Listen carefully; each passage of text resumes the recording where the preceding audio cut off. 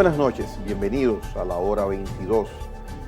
Desde hace un par de semanas hemos visto una situación en el plano internacional, sobre todo iniciado en Estados Unidos, donde Silicon Valley Bank tuvo problemas y de un momento a otro, pues ha desaparecido, ha sido sacado de circulación, cual si fuera una moneda, y a partir de ahí ha habido una especie de contagio en bancos similares en Estados Unidos y ha cruzado a una parte de Europa. Y para tratar esos temas está don José Lois Malcún, a quien agradecemos que esté en la hora 22. Don José, el origen que se le presenta con esta situación a Silicon Valley Bank, ¿qué lo produjo? ¿Dónde está el génesis de esta inesperada situación financiera? Bien, gracias.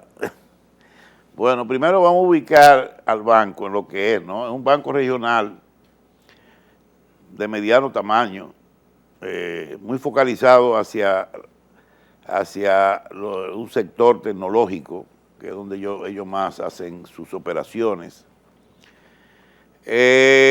Y aparentemente ese sector tecnológico ha estado con muchos problemas en los últimos años. Fíjate que las grandes empresas tecnológicas han perdido mucho valor en el mercado de acciones, han reducido miles y miles de empleos también. Y eso también ha afectado a muchos emprendedores o pequeñas empresas tecnológicas que aparentemente por las alzas en los intereses que han elevado el costo del dinero, muchas de esas empresas aparentemente no podían seguir invirtiendo o desarrollarse bajo esas condiciones. Ahí comenzó un poco algunas de ellas a retirarse del banco, retirar algunos depósitos. El banco también se sobredimensionó en términos de emisiones de títulos, porque se está investigando si los ejecutivos cometieron actos ilegales que vayan en contra de las regulaciones.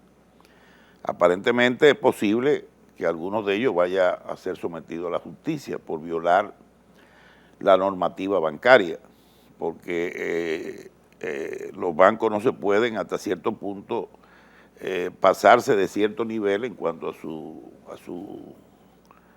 sus compromisos financieros o emisiones de deuda, etcétera. Fíjate que tuvieron que vender bonos.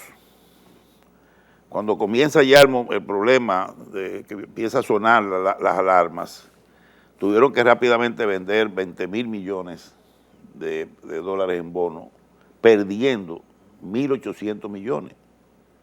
Sí, porque cuando tú estás en esa situación, tú sabes que tus acciones se descapitalizan. Entonces, y eran bonos a largo plazo. A largo plazo tuvieron que salir de ellos. También ese mensaje que dieron con esa venta y aparentemente la desesperación para frenar los retiros que se estaban produciendo, hizo caer el valor del banco en las bolsas, un 60% en un día. En un día un 60%. En un día se cayó un 60%.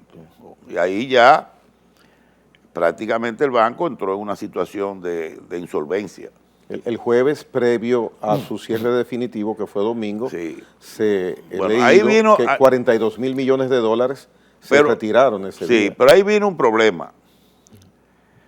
Todo pasó como una secuencia.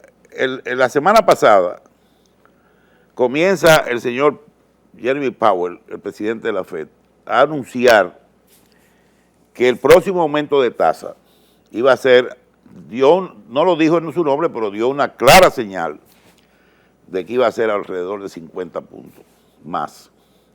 O sea que la tasa de interés iban a elevar a 5.25. Al otro día de ese discurso, las alarmas sonaron también en todos los mercados y la bolsa se derrumbaron. Se derrumbó el Dow, se derrumbó el Nasdaq, se derrumbó el S&P 500, todo se vino abajo, se derrumbó el Bitcoin, se derrumbaron los precios del petróleo.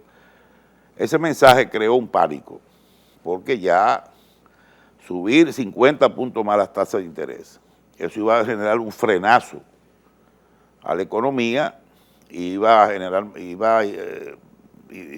eso iba a llevar a muchas economías desarrolladas y no desarrolladas a un proceso de recesión.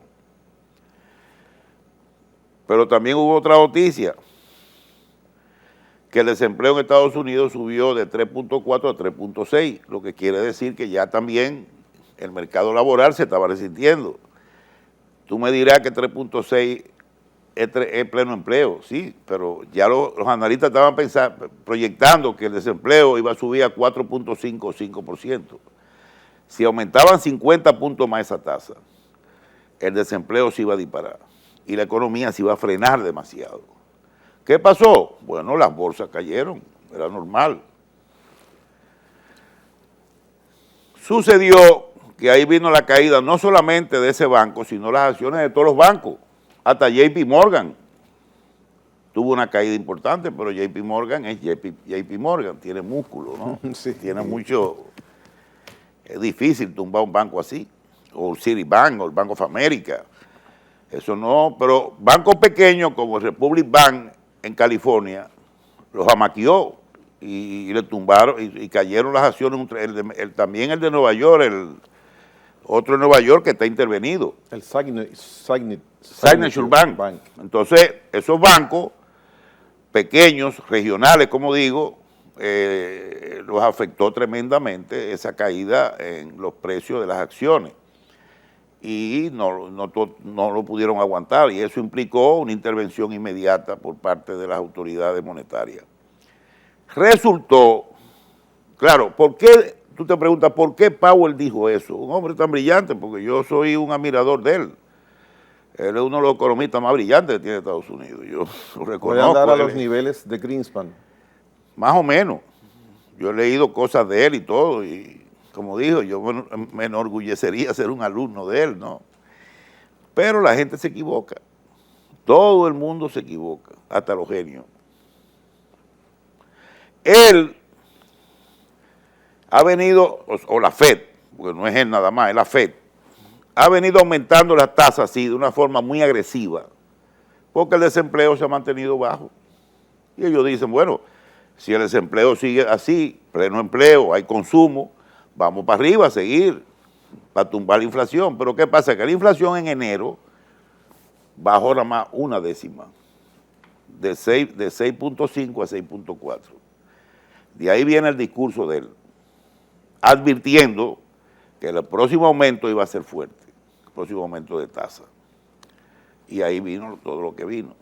Pero si él hubiera esperado unos días más, por lo menos antes de ayer, ¿qué dijo antes de ayer la Oficina de Estadística de Estados Unidos?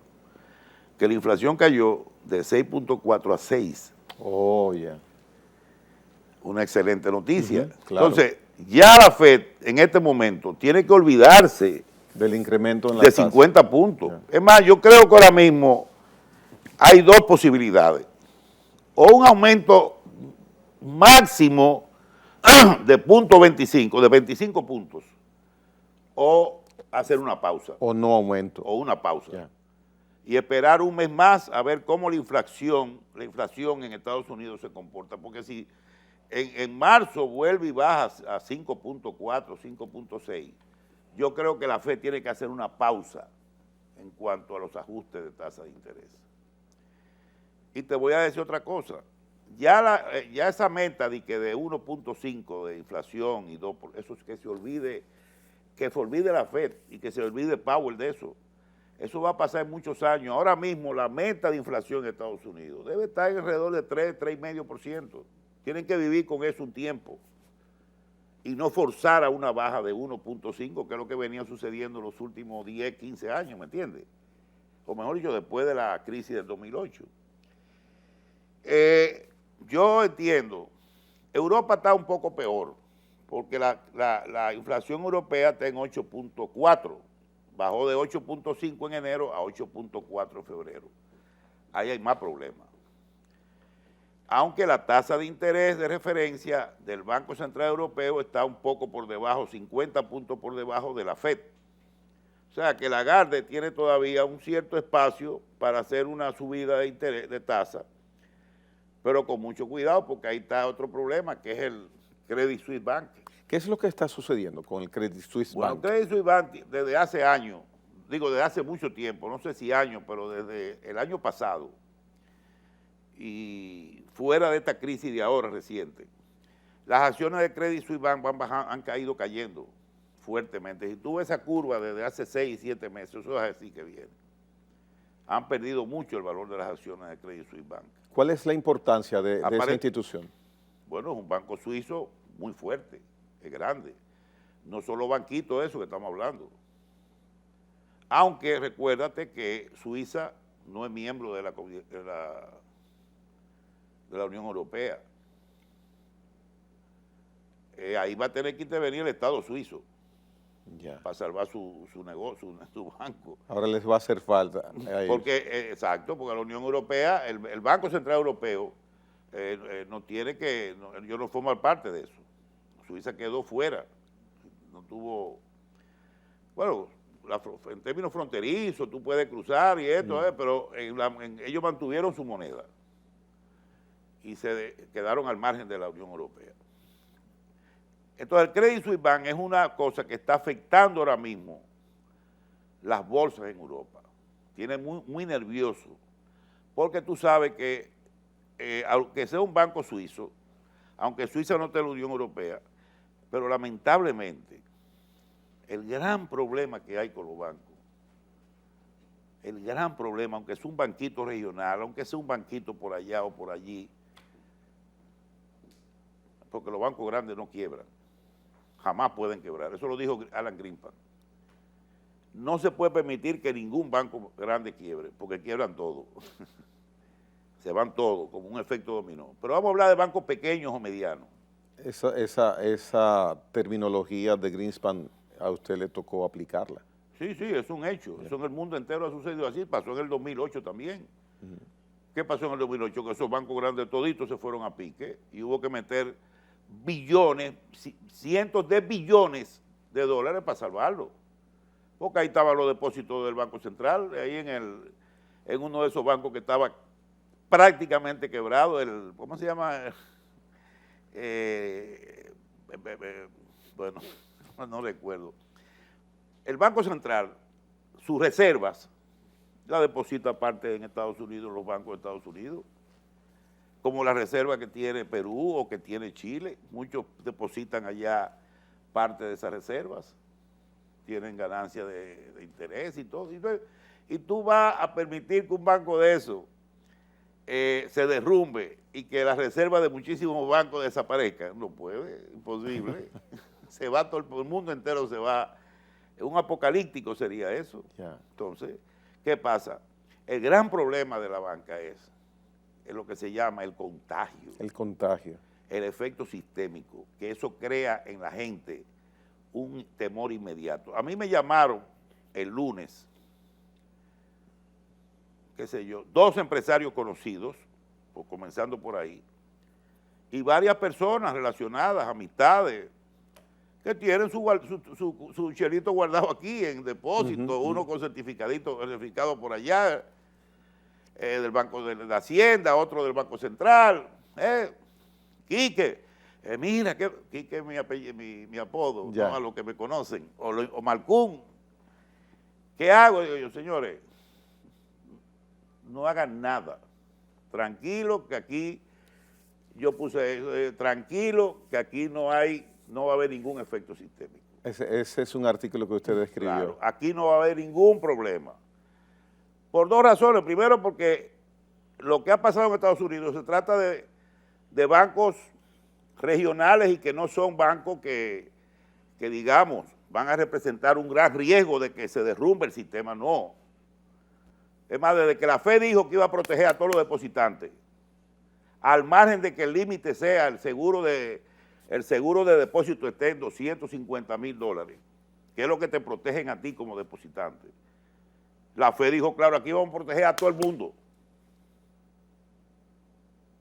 lo que hicimos nosotros y por poco me ahorcan en el Puente Duarte. ¿Te acuerdas? Sí. Y estamos hablando de banquitos, no como aquí, que hablamos de, aquí, la crisis de aquí fue de 3 bancos que representaban el 66-67% de los depósitos, sacando al Banco de Reserva.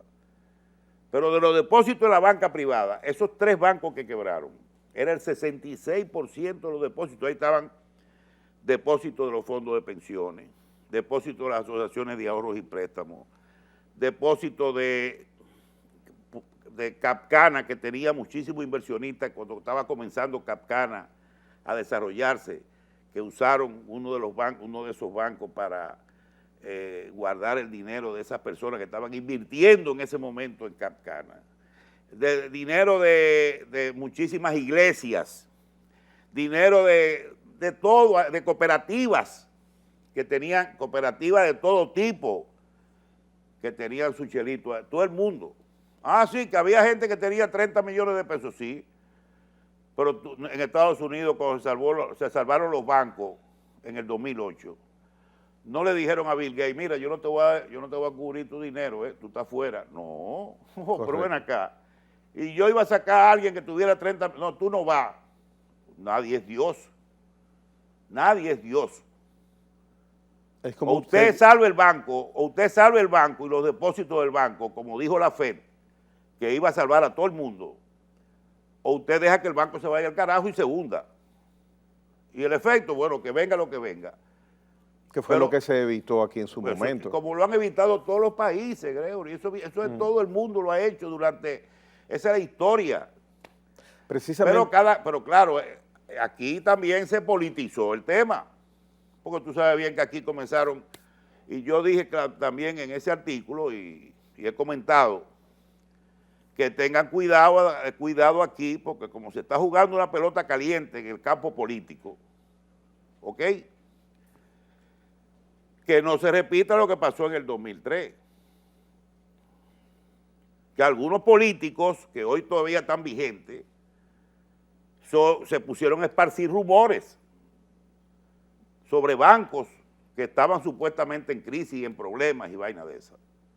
Y eso tuvo un efecto muy negativo. Que forzó a que precisamente se tomara esa decisión. Y yo lo advertí, digo, aquí no se puede jugar. Es más, eso está prohibido por la ley hoy. La ley monetaria y financiera, sí. Tú puedes caer preso si te pones a divulgar información de los bancos falsa o con fines políticos, para joder o para crearle problemas al gobierno. ¿Tú sabes? Sí, sí. La banca dominicana tiene índices que son de los mejores de América Latina y el Caribe. Eso es fácil comprobarlo. En este momento, nada de oler a contagio para estos lados. Nada que ver. Nada que ver. Aquí estamos hablando de que la solvencia de la banca dominicana históricamente nunca ha llegado al nivel que tiene hoy, con una morosidad de menos de un 1%, una cartera limpia, bastante limpia. Entonces, con ganancias y operaciones que ya, muchos como preguntan, bueno, ¿y por qué ahora los bancos se ganan 20,000, 18,000 millones de beneficios? Digo yo, señores, como ustedes ven los bancos de Estados Unidos que te dicen, el Chase ganó 17,000 millones de dólares en un trimestre. En un trimestre. Bueno, pero aquí ya el problema es que se está bancarizando el país. Ya todo el mundo tiene una tarjetita de crédito. Y eso como es dije bueno. yo, hasta los paleteros tienen una tarjetita de crédito por 1,000, 1,200, 1,500 pesos para comprar cositas. Ya la gente usa la computadora para hacer transferencias. Y eso ha ido creciendo. Y la cantidad de gente vinculada al sistema financiero que se está bancarizando ha crecido enormemente. Y al crecer enormemente, también la población crece, la economía crece, las actividades crecen, las inversiones crecen, los créditos crecen, y bueno, es obvio que los bancos tengan hoy más beneficios de lo que tenían hace 10 años, 5 años. Eso no es nada, eso no es ni para sorprendernos, ni para ponernos, no. Y paralelo a eso, una solidez establecida por las normas que surgieron a raíz de esa No, situación aquí de hay una 2003. regulación también bastante buena, o sea, hay un sistema de supervisión bancaria que garantiza que no era, ya estamos hablando de una superintendencia de banco que es totalmente independiente del Banco Central, porque en una época aquí tú no sabías si era el Banco Central o la superintendencia de banco la que ambas ahí tenían su ahora no, ahora están totalmente separadas.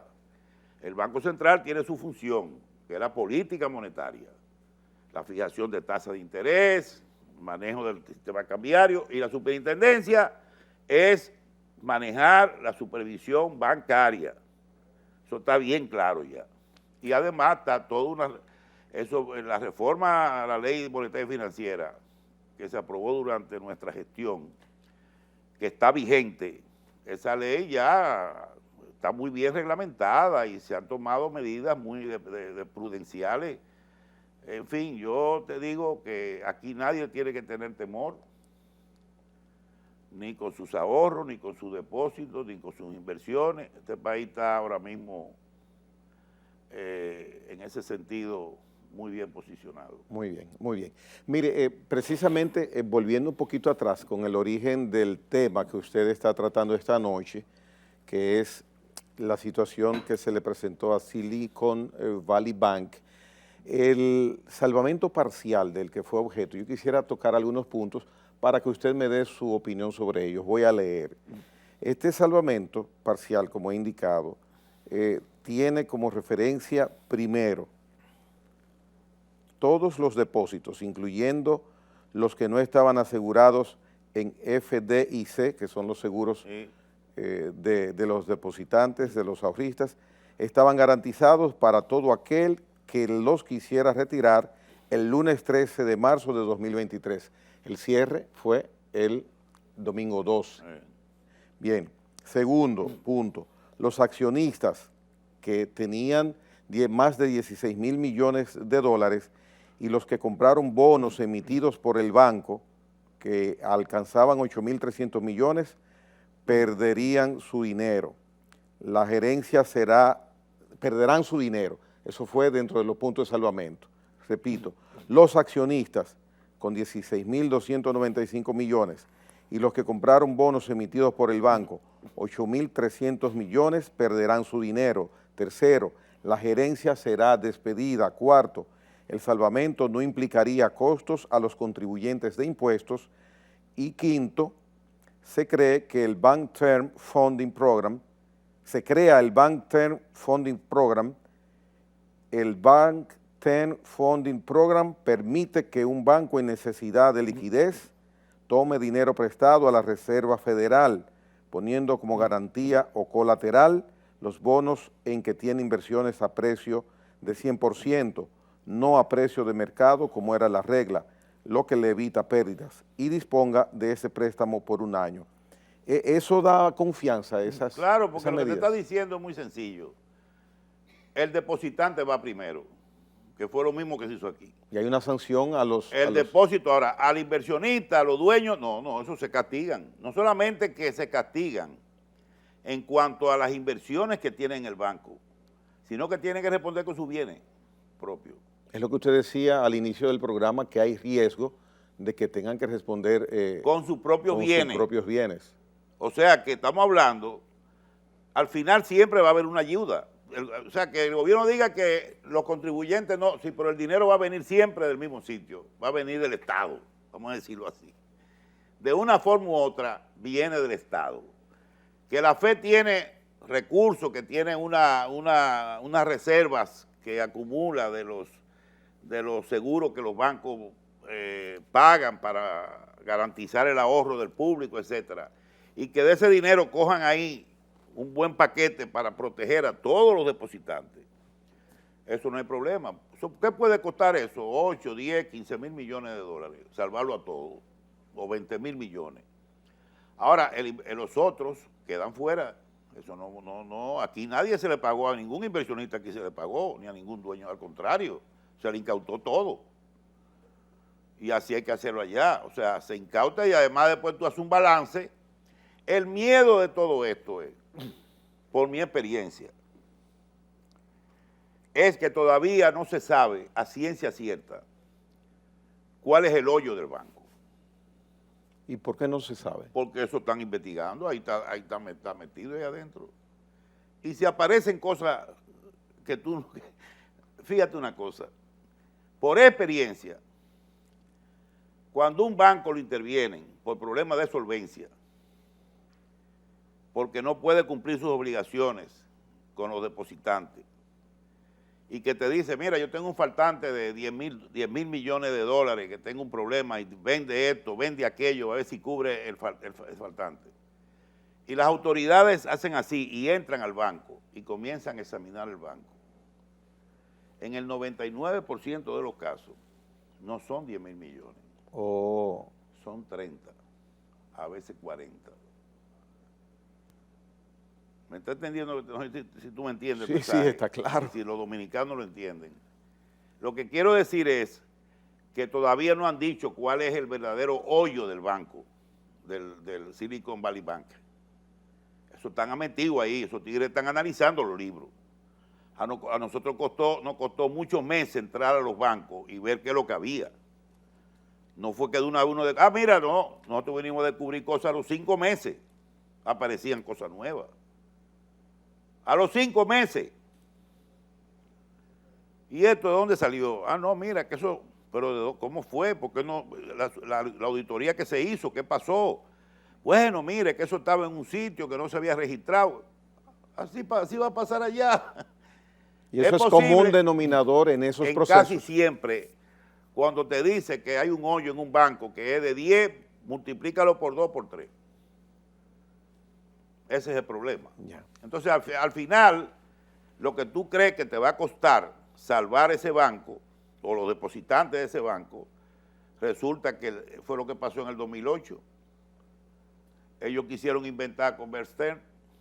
No, mira, como la mayoría de los accionistas y las inversiones eran 70% extranjeros, vamos a que se joda el banco.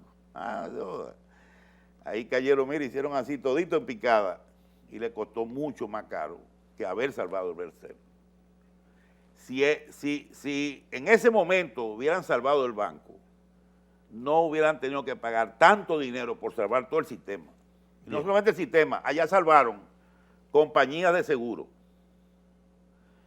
Las compañías que se dedicaban a las hipotecas, como Fannie Mae y la otra, que son las famosas con las que tú compras allá una propiedad y te financian parte, o sea, financiaron a fábricas de vehículos, tuvieron que meterle dinero para que no quebraran. Sí. Nosotros salvamos los bancos, pues no más nada. Allá tuvieron que salvar a toda una estructura económica montada, ¿verdad? Que hubiera causado un colapso, hubiera mandado a Estados Unidos a 1930. Ya. Vamos a hacer una pausa, don José. Al regreso vamos a que nos diga hoy, ya nos ha indicado, República Dominicana está exenta de contagio, usted explicó por qué. Ahora bien, sobre Estados Unidos en sentido general, ¿qué les trae a ellos los próximos días después de la pausa? José Lois Malcún con nosotros en esta noche.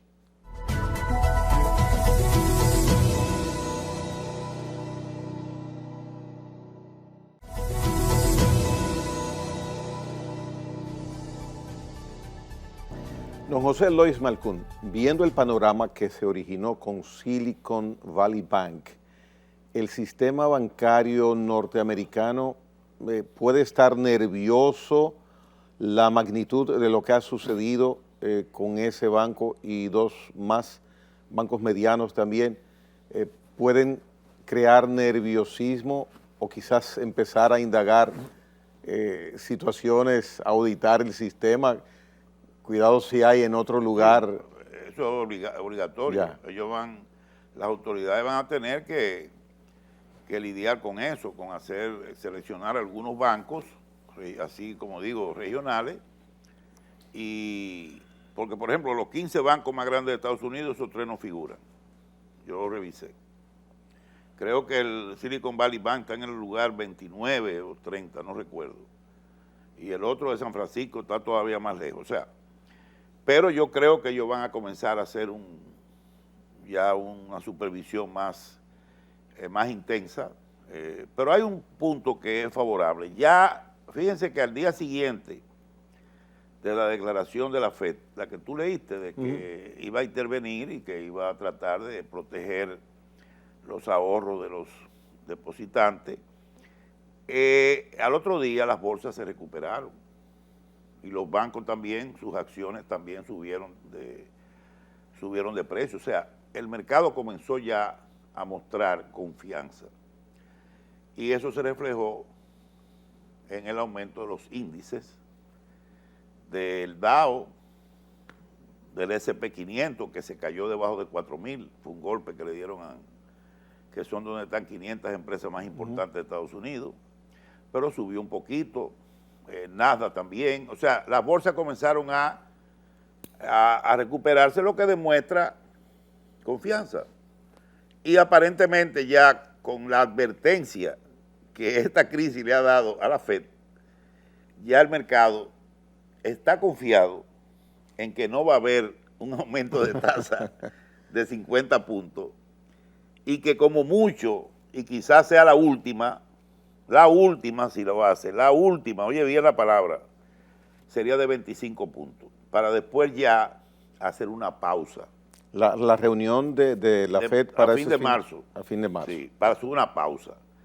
Una pausa que podría generar que a partir de junio, julio, si la inflación sigue descendiendo, como la de aquí, que ya está en 6.30 y pico, ¿no? La de allá está en 6, cayó a 6 ahora. Si sigue descendiendo, yo estimo que ya en el tercer trimestre de este año, las tasas tienen que comenzar a desmontarse. Ya la inflación debería estar en los alrededores de un 5 aquí. Y en Estados Unidos pudiera estar en alrededor de 4.5. Y yo creo que ya las tasas hay que ir desmontándolas gradualmente. ¿Por qué? Porque obviamente la economía se va a contraer este año. Sabemos todos que las proyecciones del Fondo Monetario Internacional es de un crecimiento muy bajo. A nivel mundial estamos hablando de 2.3%, donde hay países como los europeos que están entre 0.5, 1% de crecimiento.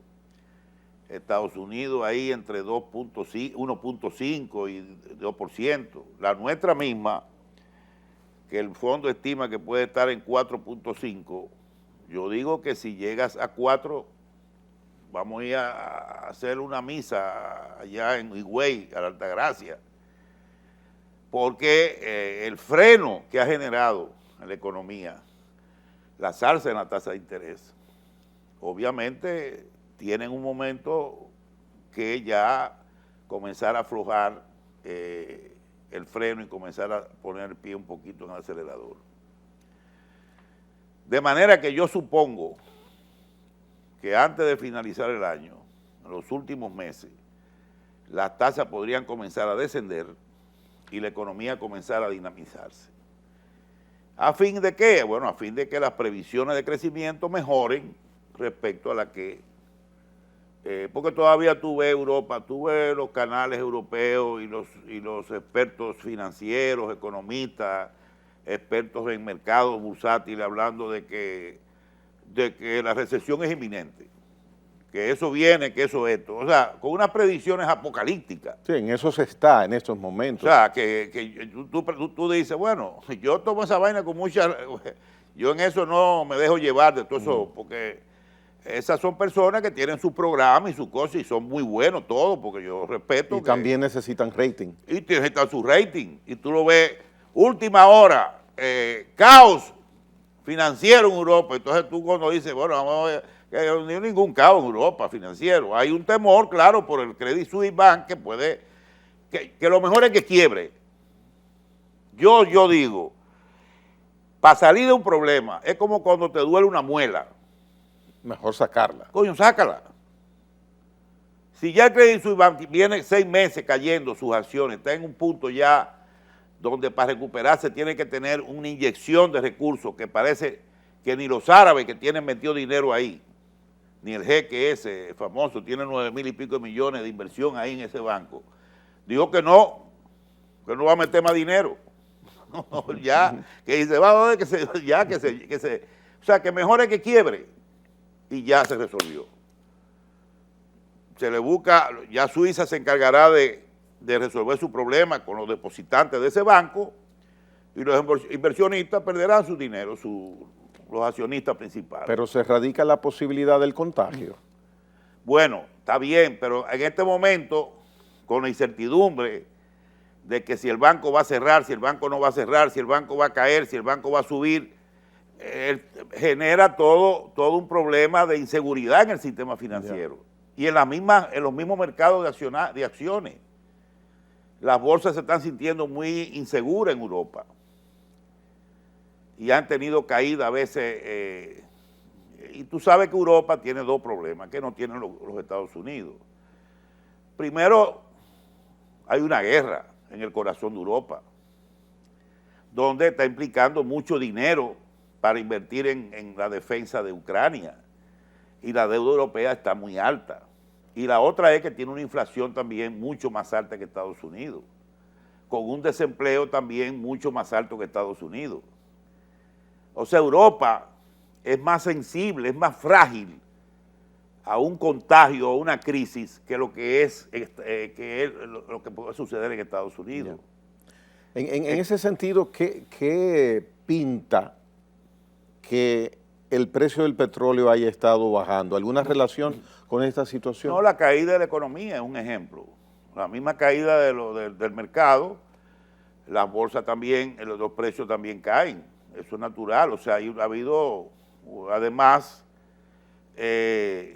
recuérdate dos cosas. El invierno en Europa ha sido sumamente, pero sumamente moderado.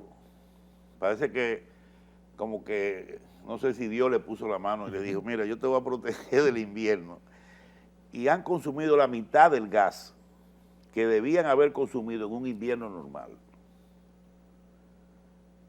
O sea que ellos estaban abastecidos de gas porque sabían que Rusia tenía un problema con el suministro ruso. Y resulta que el invierno ha sido muy suave.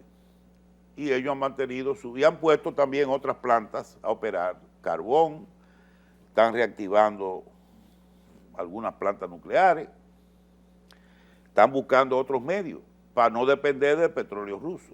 Y Rusia está contratando barcos de cualquier parte, que si tú tienes uno ahí en el muelle de Jaina y te quiere hacer un dinero, tú lo mandas para Rusia, lo cargas de petróleo y te va al mar. Y tú dices, miren, aquí tengo un barco cargado de petróleo, ¿quién lo quiere? Y te van a llamar para comprártelo. Y eso es lo que está haciendo Rusia, porque no tiene opciones. Pero los precios se están deprimiendo porque no es lo mismo vender a Europa por una tubería todos los días, mandándole millones y millones de galones, a tú ahora tener que depender de dar un acarreo. Y ellos creían que China le iba a resolver el problema. Y China no está creciendo para consumir el petróleo que han dejado de vender a Europa. China este año si crece a un 5 es mucho, porque China tiene su problema también, financiero e inmobiliario. China tiene un problema inmobiliario tan grande que solo porque es un gobierno comunista puede controlarlo. Centralizado puede controlar, porque si fuera en Estados Unidos hubiera sido igual que la crisis de los subprime en el 2008. China ha levantado una infraestructura de edificios, de miles de edificios, y han creado otras ciudades que están vacías. ¿Por qué? Porque nadie ha ocupado esos apartamentos. ¿Poder adquisitivo? Ah, bueno, por la misma crisis y la caída de la economía china. China creció un 3% el año pasado. Ya no le a China que crecía un 9 a un 10. Entonces, crearon todos esos monstruos, esos elefantes blancos, con inversiones millonarias, que no se han vendido, propiedades, es un problema muy serio que tiene. Un mega problema. Un mega problema que afecta al sector financiero, porque ¿qué va a hacer toda esa? Eso se financió con el sector financiero. ¿Y quién está ocupando? Muchas de esas propiedades, la mayoría están desocupadas. Pero como es un gobierno centralizado, bueno, y tiene reservas, ellos se la buscan, pero eso le va a costar a China. Le va a costar. En algún momento eso explota, esa va a ser otra burbuja que explota. Lo que pasa es que China es muy parca para dar información. También y en ese sentido... Tú no le puedes creer mucho a los chinos, porque ellos te dan cualquier información y la manipulan. Yo en la estadística china tengo mis reservas. En fin, estamos hablando de una situación donde el petróleo, obviamente, dado la caída en el consumo que se ha sentido en Estados Unidos, en Europa, en todas partes, el precio se está derrumbando. Como el gas está a menos que antes de la guerra. El precio del gas que subió 4 veces después de la guerra de Ucrania, la invasión. En mayo estaba 4 veces el precio que estaba antes de la guerra. Ahora el precio está menos que el que estaba antes de la guerra. Casi lo igualó, o sea que el precio del gas también se ha derrumbado. El gas natural. Nosotros tuvimos buena previsión con el seguro de los precios del gas. Sí, también. Sí. Eso fue una buena idea. Y el tema de, como te digo, del uso alternativo de energía. Ya la gente, tú sabes que se comentaba que las mismas petroleras, cuando habían algunos inventos de esos, inventos de crear energía alternativa, que pudieran reducir sustancialmente el uso, muchas de esas grandes petroleras le pagaban para comprar la patente y guardarla en un escritorio. Eso es así. Eso no es mito. Pero no es mito, no. No es mito, pero ya ahora mismo ya eso se acabó, porque ya están viendo que la situación geopolítica se está complicando. Sí. Y ya se han dado cuenta que va a haber, hay un fraccionamiento geopolítico. Y ya Europa no puede depender de Rusia. Mire, y usted... Mientras Rusia esté metida en Ucrania, no hay ninguna posibilidad, si no hay una paz y un arreglo, no hay ninguna posibilidad de que Europa dependa del gas y el petróleo ruso. Tienen que buscar energía alternativa. Y ahí vienen muchísimas tecnologías nuevas, con hidrógeno, con qué sé yo qué. Yo no soy un experto en eso, pero sé que están trabajando intensamente. Bueno, tú sabes que Europa está sembrada de energía eólica. De energía eólica. El carbón lo están de nuevo usando y así, o sea, van a buscar la forma de evitar que entre una gota de gas y de petróleo desde Rusia. A propósito de Rusia, usted ha estado en este proceso desde febrero 24 de 2022, ha estado muy pendiente del comportamiento y el futuro y desenlace de la economía rusa. ¿Qué usted mira en este momento sobre ese aspecto? Bueno, la economía rusa ahora mismo, bueno, tiene un balance comercial altamente positivo, porque las importaciones se han caído. Obviamente los países occidentales han creado un bloqueo casi total hacia las exportaciones a Rusia, pero Rusia sigue exportando mucho gas y petróleo, que es uno de sus principales productos, y eso hace que las importaciones estén aquí y las exportaciones allá. O sea que la brecha comercial es inmensa, positiva, pero el problema es la economía, que cayó en negativo el año pasado. La economía ha ido en picada en Rusia, y eso tiene que pasar, porque imagínate, un país que está en guerra, que está muy bloqueado en términos comerciales y que no tiene mucho músculo, porque habla mucho de Rusia, exhibiendo cohetes, misiles y aviones y todo, pero Rusia no tiene una industria como la tiene Europa, Estados Unidos. No tiene músculo en ese sentido. Rusia no te fabrica un buen carro. Rusia no te fabrica todavía, yo creo, ni una nevera bien hecha. Te puede fabricar un gran tanque y un avión de última generación, pero después de ahí, la economía rusa, señores, el per cápita ruso, el ingreso per cápita de Rusia son $11,000, $12,000 al año. Lo tiene cualquier país. Que lo tiene cualquier país. Es un elefante blanco, claro, con muchas armas nucleares, con mucho poder militar, pero económicamente es un país que tiene músculo de qué sé yo, de algodón, no son los músculos que tienen países, China, sí. Y mira que China tampoco el ingreso es un país emergente, porque por eso se clasifica, cuando se habla de países emergentes, donde estamos nosotros, también está China. ¿Por qué? Porque en China también el ingreso per cápita está debajo de 13, 12 mil, 14 mil dólares, creo. Es un ingreso bajo. Diferente a la economía de Japón. Ah, no, eso está por Eso. 40, 50 mil dólares el ingreso per cápita. Pero China muestra mucho más capacidad. La industria china se ha desarrollado mucho más. La tecnología china, en términos de obras de construcción y megaproyectos, no hay duda que supera a Rusia, pero años luz. Es mucho más. Además, el consumo. Tiene 1.300 millones de habitantes consumiendo. Eso.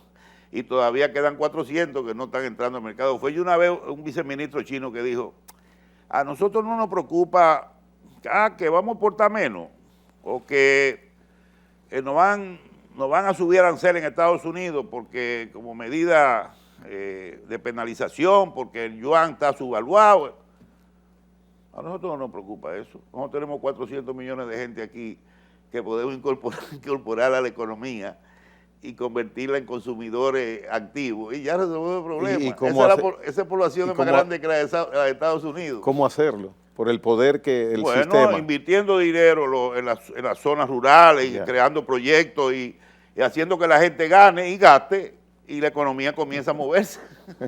Hay 400 millones ahí que están en los campos haciendo poca cosa. O sea, que ellos tienen... Son 1.350 millones de gente. ¿Tú te imaginas eso? O sea, tienen 1.000 millones más que lo que tiene Estados Unidos de población, que tiene 340, 330. Tiene más población que toda Europa, incluyendo Rusia.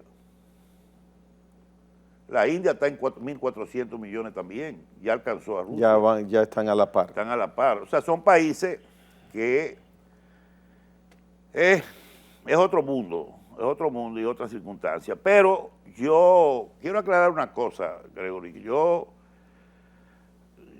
Tú me conoces muy bien cuando vengo a los programas, que cuando yo hablo aquí del sistema financiero o de la economía,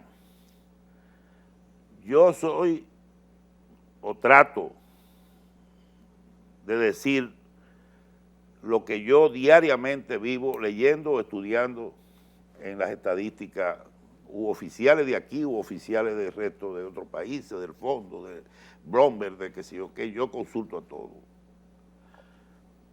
Así como te puedo decir que la economía dominicana, la inflación bajó de 7.24 a 6.30 y pico. Excelente. Pero la economía creció en enero, el IMAI dio un 0.4%. ¿Qué te dice eso? Que vamos por encima de 4. No, te dice que hemos caído mucho, la economía, de 6 que creció el IMAI en enero del 2022, ahora tengo un 0.4. Lo que quiere decir que ya se está sintiendo el efecto de las tasas de interés en la inversión y en la demanda agregada, en el consumo. ¿Usted lo había previsto eso por noviembre, octubre? Que la economía esté cayendo. Por eso dije, así como te digo una cosa, te digo otra. Y así digo con los bancos. Yo no estoy aquí hablando, a mí no me pagan aquí para venir y hablar de los bancos. Yo digo la información que hay, que existe, y documentada sobre el sistema financiero. Entonces, ¿qué pasa? Cuando yo le digo a una gente, mire hermano, despreocúpese que aquí no hay ningún riesgo de que vaya a afectar eso. No hay ninguno. Digamos, no se puede ser tan tajante, ¿verdad? Pero el 99% de probabilidad es que no pase nada. Sí. Vamos a dejar un 1, porque la vida es así, tú sabes, pero en el 2008 la banca aquí no fue, hubo un banco quebró aquí. ¿Quebró algún banco en el 2008? No, para nada. Y en Estados Unidos fue el hecatombe. Todos, y en Europa. la hecatombe. Entonces, esto es un juego de niños, lo que está pasando ahora, comparado al 2008. Sí, mire, cuando usted mencionaba los precios del petróleo en estos momentos, que debido a la demanda caída en el petróleo a nivel mundial, han estado bajando los precios, el televidente inmediatamente dice, pero que me bajen, que me ajusten los precios Bueno, de los combustibles. Ayer cerró en 68. Ajá. Se supone que si cerró en 68, ya el gobierno no tiene que, tengo entendido, que hasta $71 por ahí, el gobierno tenía todas las semanas que dar un subsidio. Pero en 68, vamos a esperar el viernes, porque también, si el lunes está a 68 y el miércoles sube a 72, el cálculo cambia. Ya tú no puedes decir, no, mira, el petróleo bajó a 68. No, tú tienes que, la fórmula implica un mecanismo que tiene que tomar. ¿Cuál fórmula? La fórmula que usa Industria y Comercio para calcular el precio semanalmente. Es una formulita ahí sencilla. Lo que te quiero decir es que los precios son, ahora, si el petróleo se mantiene por debajo de 70, 68, 66, por ahí, ya no hay que subsidiar. Entonces, ¿el gobierno podría o no podría bajar? Bueno, lo primero es, lo más importante es que no siga subsidiando, que ese gasto siempre es un peso muy fuerte para el gobierno y eso afecta a la finanza pública. Y lo segundo es que si se mantiene por debajo de $70 por un tiempo ya y sigue, los precios comiencen ya a reducirse al público, o sea que ya se transfiera esa reducción a algunos de los combustibles, gasolina, diésel, querosén, qué sé yo. Después de un año de congelamiento. Claro, de congelamiento. Don José, prácticamente hemos llegado al final.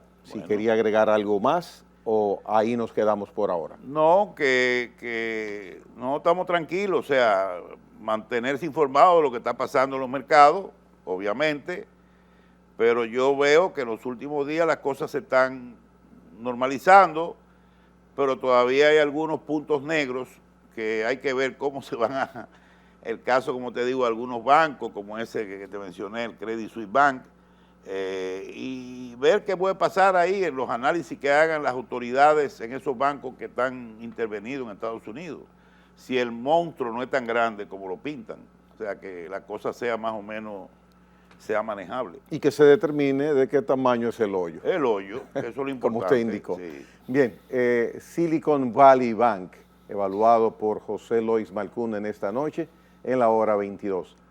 Hasta la próxima.